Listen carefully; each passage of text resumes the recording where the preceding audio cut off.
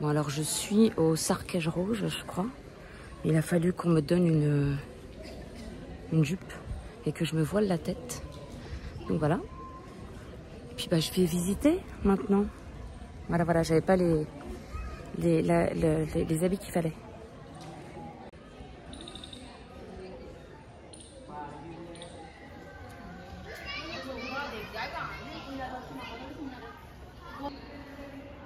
Donc là, je suis à l'intérieur.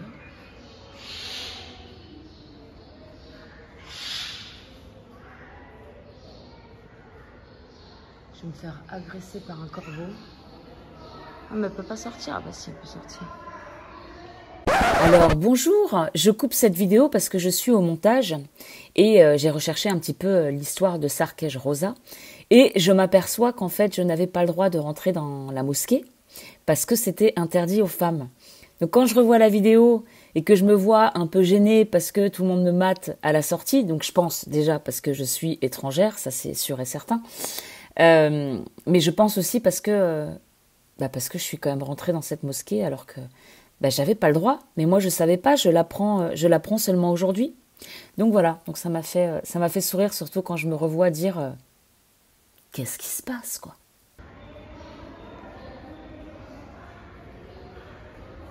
Je n'arrive pas du tout à marcher avec ça. J'ai l'air un peu d'une truffe. Je pense qu'on se moque un peu de moi au loin, mais bon. Alors je vous laisse apprécier un peu le silence du lieu.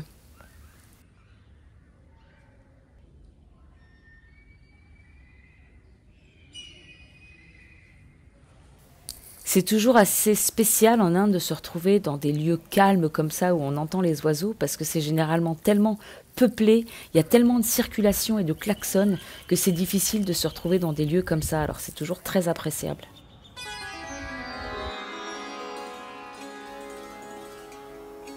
Sarkej Rosa est situé dans le village de Makarba, à 7 km au sud-ouest d'Ahmedabad. C'est un complexe de mosquées et de tombeaux, ainsi que de palais dédiés à la mémoire du conseiller spirituel d'Ahmed Shah Ier.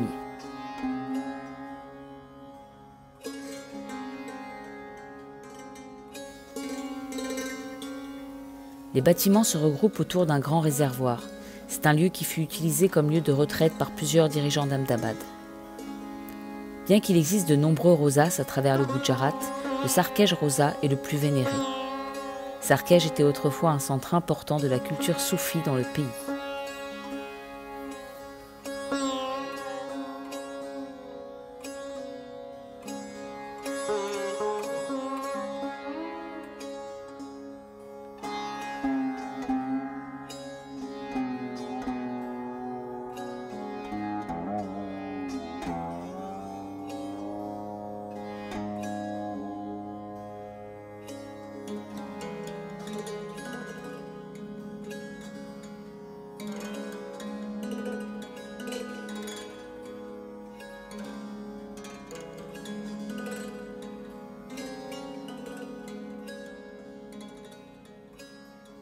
Et ben, je peux vous dire que ça me demande un sacré courage quand même d'être là. Hein, parce que je ne passe pas inaperçu. Tutu. Bon, il y a un chien qui ne fait qu'aboyer, ça va encore me fendre le cœur, ça. Je sais pas ce qu'il a. J'arrive pas à faire une mise au point sur lui, mais je le vois, il aboie. Et puis après, il est parti se baigner dans la boue. Petit loulou. Je sais pas si on peut le voir.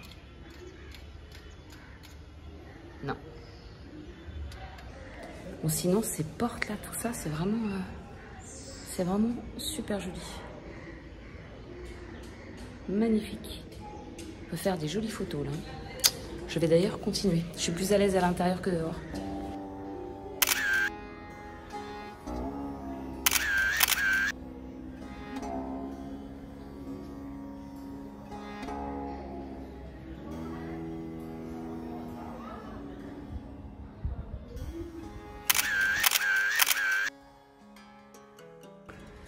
J'adore mes photos. Voilà, je le dis. On n'est jamais mieux servi que par soi-même, donc je le dis. J'aime mes photos. Hello mes amis. Une toute petite vidéo pour vous dire que je suis quand même assez fière de moi aujourd'hui. parce que donc j'ai fait une sortie toute seule. Je suis allée visiter la mosquée Sarkej Rosa, je sais plus comment ça s'écrit, bref. Et je m'attendais pas quand même à cette ambiance. Alors effectivement, je suis arrivée, j'ai un pantacourt qui va au mollet, hein, un legging, c'est pas un legging, c'est un pantacourt de sport que je mets pour visiter. Donc le mec il m'a mis un drap autour pour couvrir les jambes, mais je pouvais plus marcher tellement c'était serré. Et puis j'ai mis mon foulard sur la tête, donc j'étais comme ça, j'arrivais pas à me déplacer dans la mosquée. Puis en fait, oui, j'avais pas capté que j'allais être absolument la seule étrangère, la seule blonde et le vendeur de légumes. Non mais il gueule, c'est un truc de fou. Heureusement qu'on est en Inde, sinon les gens là en France, ils appelleraient tous le SAMU pour dire qu'il y a quelqu'un qui est en train de mourir là. Et du coup, le malaise quand même. Je vous avouerai qu'au début, j'ai dit, mon Dieu, mais qu'est-ce que je fous là? Qu'est-ce que je fous là? Tout le monde me regarde, donc ça veut dire que... Puis t'as toujours, ça parle, tu comprends pas. J'arrive vers les mecs qui me prennent les chaussures, le truc. Il me dit, c'est 10 roupies. Après, j'ai vu que c'était noté 5, donc je pense que c'est pour ça. Bon, après, 10 roupies, c'est que dalle. Hein. Mais je pense que c'est pour ça qu'il a rigolé avec son voisin, genre... ou je l'ai eu, ou j'en sais rien. C'est ça qui est chiant, quoi. C'est le côté... Alors pas tous, ils sont pas tous comme ça, mais tu sais qu'il y a des petits côtés comme ça. Comme la nana qui m'a vendu ses bananes et ses pommes à 100 roupies, alors que j'aurais pu payer, je pense, 50, 60 roupies. Et puis qui m'a regardé, thank you. Genre, je t'ai eu. Bref. Et du coup, ouais, j'étais quand même vachement mal à l'aise. Et en fait, je suis ressortie à un moment d'une des pièces, d'un des lieux de la mosquée, là. Puis il y avait tout le monde, et tout le monde avait les yeux rivés sur moi, comme si j'étais sur scène. Non, pas trop. Et j'ai dit, allez, courage, c'est pas grave. Bah, il te regarde. Bah oui, forcément, tu dénotes dans le décor, quoi. Donc, et j'ai senti genre un courage. Bon, on va me dire, c'est pas l'exploit du siècle, hein, on est d'accord. Hein, la meuf, elle se balade seule dans une mosquée, va visiter seule. Et puis après, bah, à me voir tourner, prendre des photos et tout ça, il y a des gens qui sont venus vers moi qui me disent, ah, tu peux prendre en photo sur ta caméra notre bébé. Nous. Bon, ok, j'ai dit, ok, je peux et tout. Ils étaient super gentils, je les ai recroisés un petit peu, ils m'ont fait des grands sourires. Puis après, il y a les dames qui sont venues vers moi. Mais vous êtes d'où? Alors j'ai dit de France. Et puis elle dit, on peut prendre des photos de vous? Alors elles étaient plus hésitantes à ce que je prenne des photos d'elles. Bon, j'ai dit, ok, pour prendre des photos de moi. Donc elle me mettait sur les stories Instagram. Et puis à un moment, elle m'a dit, mais t'es venue là toute seule, ici, là? Et j'ai dit, bah ouais. Alors, je sais pas si elle me disait en Inde ou si elle me disait à la mosquée, alors que ce soit en Inde ou à la mosquée, effectivement, je suis venue seule. Après, en dehors de la mosquée, je suis quand même vachement soutenue par la famille de Moukoul, hein, ils sont tout le temps là pour moi. Donc, je suis pas non plus seule au monde.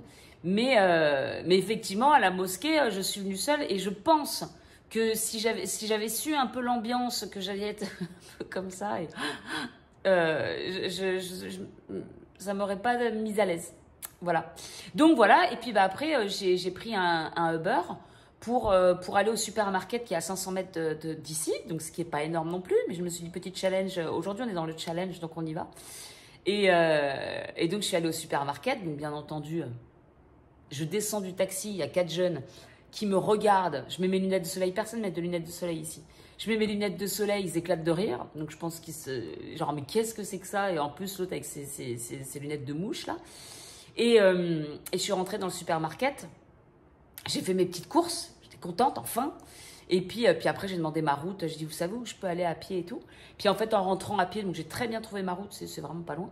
Et puis, bah, il y en a plein qui m'ont parlé, il y en a qui se sont arrêtés en voiture, et qui ont dit, hey, hello!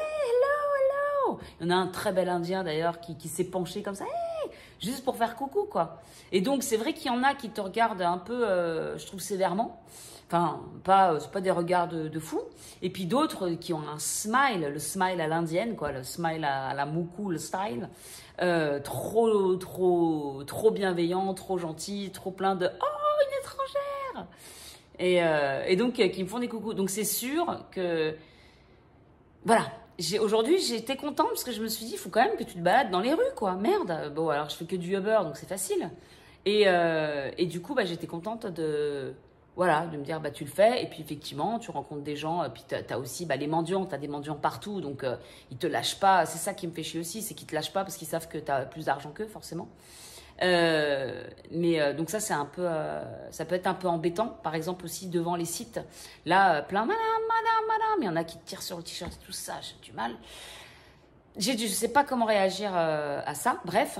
Et voilà, mais en fait, là, rien que de faire mes petits 500 mètres, bah, t'as plein de gens qui soit ils te regardent comme ça, mais soit aussi avec des grands sourires et ça fait plaisir. Voilà, donc c'est con, mais je suis contente d'avoir trouvé le courage de faire ces trucs toute seule. Bon, encore une fois, je vous dis ça en Thaïlande, pour avoir déjà été seule en Asie, j'ai jamais eu ces peurs-là. Et l'Inde, c'est quand même particulier, quoi. Voilà. What you see is not what it seems. What I'm doing is not easy. It's been years now, I've been trying. And what's getting at? Nothing. And I wish you could all understand the sacrifice I'm doing for help. But here I am, penniless and homeless. I lost everything, even you, my friend. Alors là, je prends le rickshaw pour aller rejoindre la sœur de Namrata, qui est au cours de sa fille qui fait du kathak. Donc ça me permet aussi de voir les cours de kathak et je vais pouvoir voir 3 niveaux différents de cette danse qui est typique de l'Inde du Nord.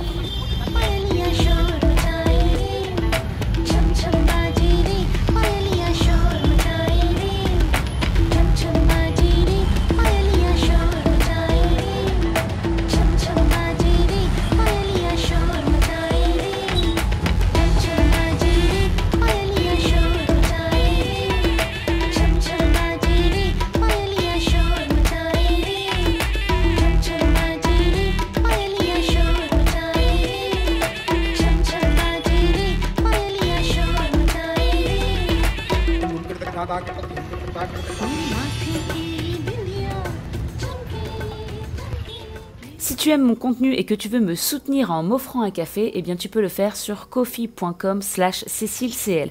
Ainsi, tu deviendras contributeur et tu pourras accéder au contenu privé. Le kathak est la forme de danse classique dominante dans le nord de l'Inde. Le mot kathak dérive du mot katha, l'art de raconter une histoire. L'expression Katha Kae Sokathak signifie que quiconque raconte une histoire en dansant et en chantant est un kathak. Les mouvements des mains, appelés aussi mudras, et du corps combinés aux expressions abhinayas étaient utilisés pour narrer une histoire, accompagnée de musique et de chant. Ainsi naquirent le kathak et les kathakars. À l'origine, les kathakars racontaient des histoires mythologiques, Hari Katha, dans les temples hindous du nord de l'Inde. Il ne fait donc nul doute que leur art était profondément imprégné de spiritualité, de religion et de philosophie hindoue.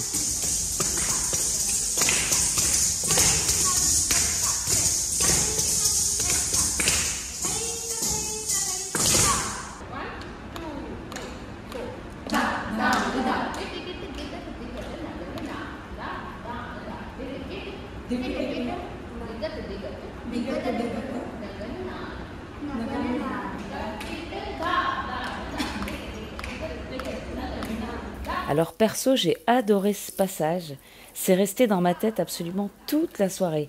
Tika tika ta, tika tika ti, ta ta ta ta ta ta, tika tika ti. Bon, ok, je le fais mal, mais en même temps, j'ai pas pris de cours. Et puis le soir, on a fini chez la mère de Namrata pour manger. Alors comme souvent, je vous avouerai. Alors j'ai pas bien compris parce qu'il me semblait que c'était la fête d'anniversaire de la sœur qui avait son anniversaire le même jour que moi. Mais bon, il n'y avait pas forcément un repas spécifique, ni même de gâteau d'anniversaire, alors j'ai dû louper un épisode. En tout cas, Namrata, c'est elle qui a fait la cuisine, alors c'était peut-être ça, le cadeau, qui a passé donc l'après-midi au four d'eau, qui nous a préparé ce petit festin, et je peux vous dire que c'est le repas le plus épicé du séjour que j'ai pu manger. Mais en tout cas, c'était vraiment très très bon. Extra coriander. This is a coriander chutney. Coriander and coconut. Yes, mixed. And this is peanut. Peanut? Yeah. Okay. You taste it and like. So you did all this? Yes. Yes. And this is from chickpeas. Chickpeas. Okay. Oh, yeah, okay. I think I know. Voilà mes amis, c'est la fin de ma vidéo. N'oubliez pas de mettre un petit like, un petit commentaire, de vous abonner à la chaîne et moi je vous dis à très bientôt.